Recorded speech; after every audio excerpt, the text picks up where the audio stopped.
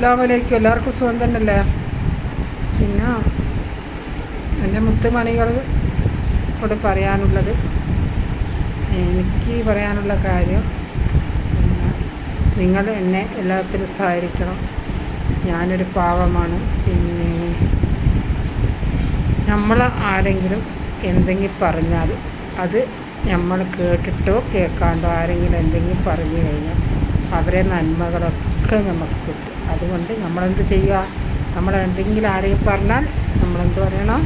അൽഹംദുലില്ലാ, അൽഹംദുലില്ലാന്ന് 100 വട്ടം പറഞ്ഞാൽ അത്രയും ഗുണമാണ്.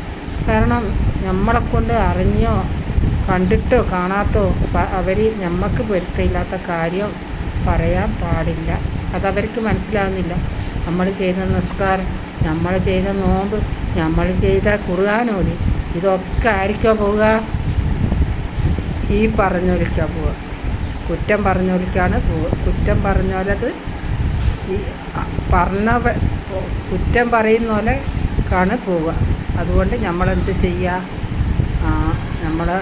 നമ്മൾ എപ്പോൾ അതിനെപ്പറ്റി സൂക്ഷിക്കുക. പിന്നെ എൻ്റെ മുത്തുകണികൾക്കെല്ലാം സുഖം തന്നെയല്ലേ?